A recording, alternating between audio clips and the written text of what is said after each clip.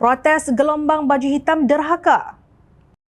Amat jelas bahawa protes gelombang hitam merupakan plot terbaru Presiden Bersatu Tan Sri Mahyadin Mat Yassin dan Presiden PAS Tan Sri Abdul Hadi Awang untuk menggulingkan Kerajaan Perpaduan. Gerakan ini dilancarkan pada 19 hingga 20 Disember ini sempena dengan persidangan Parlimen. Perdana Menteri Datuk Seri Anwar Ibrahim dijangka akan mengadakan undi percaya di Parlimen pada 19 Disember ini. Mengulas mengenainya, Menteri di Jabatan Perdana Menteri Undang-Undang dan Reformasi Institusi Datuk Seri Azalina Osman Said berkata tindakan sedemikian menunjukkan Anwar adalah seorang yang berani.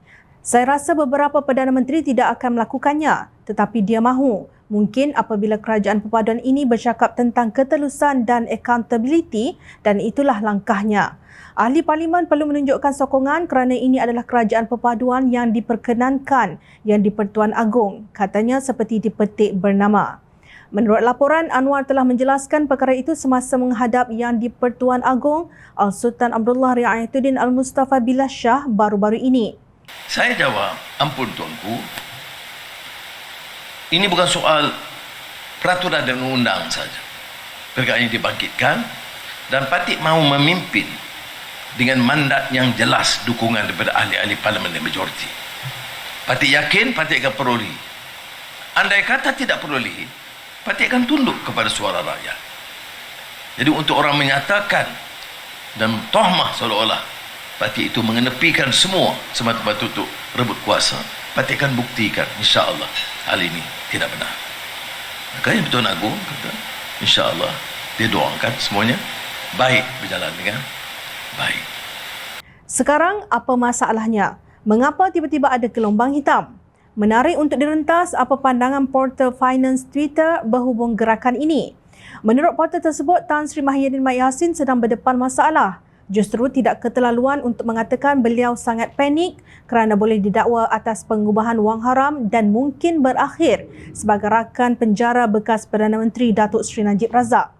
Bekas Perdana Menteri pintu belakang itu bersama rakan baiknya Abdul Hadi Awang mesti melancarkan Sheraton Move 2.0 untuk menjatuhkan Perdana Menteri Anwar Ibrahim dengan apa cara sekalipun. Sukar untuk mempercayai Mahyadin tidak membantu dirinya untuk menerima pakej rangsangan COVID-19 RM530 bilion yang diperuntukkan oleh rejimnya semasa wabak itu.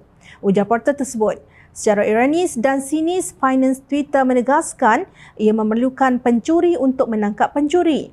Dalam kes ini, UMNO yang berpengalaman dapat menghidu bau tikus ratusan batu jauhnya bahawa parti Mahyadin iaitu Bersatu telah menipu berbilion-bilion ringgit walaupun pemerintahannya sesingkat 17 bulan. Laporan tersebut mendakwa selepas mengangkat sumpah sebagai Perdana Menteri ke-8 secara kontroversi pada 1 Mac 2020, Mahyadin sengaja menutup Parlimen untuk menghalang sebarang undi tidak percaya yang boleh mendedahkan beliau sebenarnya telah menipu Yang di-Pertuan Agong.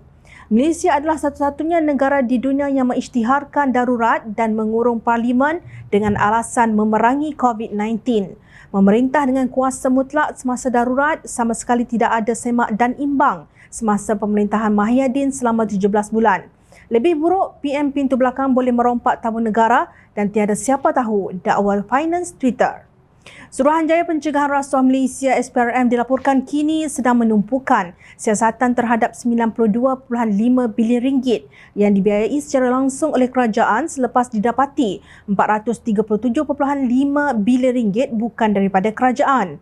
Ini bermakna Kerajaan Perikatan Nasional sebenarnya tidak membantu rakyat sebanyak RM530 bilion seperti yang dilaungkan tanpa segan silu. Sebaliknya, RM92.5 bilion adalah wang yang banyak, iaitu lebih 2 kali ganda daripada jumlah wang yang dicuri dalam skandal One Malaysia Development Berhad 1MDB menurut laporan.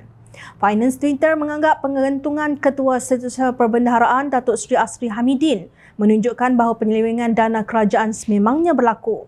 Contoh ketirisan lain ialah kontrak RM7 bilion yang diluluskan di bawah projek tebatan banjir RM15 bilion yang diberikan melalui rundingan terus kepada syarikat yang meragukan termasuk Mangkubumi Sdn Bhd. Bagaimana mungkin Mangkubumi memenangi perjanjian itu sedangkan ia telah pernah terlibat dalam kes mahkamah pengubahan wang haram sebanyak RM139 juta? Bidas Finance Twitter. Menurut portal tersebut, pendedahan Tan Sri Anwar Musa bahawa Mahyadin memberinya berpuluh juta ringgit semasa pilihan raya negeri Sabah 2020 sebagai cubaan untuk menggambarkan bahawa pengerusi Perikatan Nasional itu seorang yang pemurah dan membantu UMNO, bukannya bijak tetapi bodoh.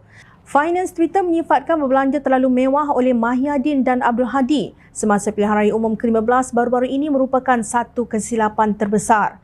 Katanya terdapat klip video yang mendedahkan bahawa PAS merosakkan pengundi muda Melayu yang mudah tertipu dengan RM350 untuk mengundi parti itu.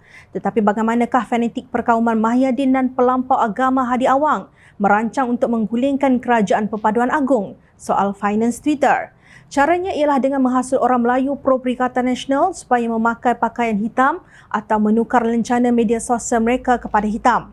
Tujuannya untuk mencipta naratif palsu dan berbahaya bahawa majoriti rakyat, terutamanya orang Melayu, tidak menyokong Kerajaan Perpaduan pimpinan Anwar Ibrahim.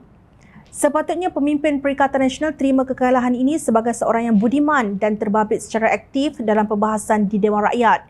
Sebaliknya, untuk memegang jawatan sebagai Ketua Pembangkang di Dewan Rakyat yang mulia pun, Mahyadin dan Abdul Hadi dengan sombong menolaknya. Nampak tak perbezaannya antara Anwar Ibrahim dengan kedua pemimpin Perikatan Nasional yang kaki ponteng ini. Anwar yang pernah bertahta di koridor kuasa bersabar melalui ujian yang amat perit di penjara dan tawaduk menerima tugas sebagai Ketua Pembangkang demi perjuangan menegakkan kebenaran dan keadilan serta melaksanakannya dengan penuh iltizam. Rakyat harus disedarkan bahawa kita tidak boleh mempercayai Mahyadin kembali menerajui pentadbiran Putrajaya dan buat sesuka hati dengan perbelanjaan negara sambil melantik Abdul Hadi sebagai duta khas bertaraf menteri yang makan gaji buta. Kita lihat berapa ramai akan terpedaya dengan naratif palsu yang dibawa oleh gelombang hitam bahawa rakyat tidak menyokong Anwar Ibrahim. Setakat ini apa yang rakyat nampak, gelombang hitam hanyalah satu alat untuk menderhaka kepada titah raja pemerintah.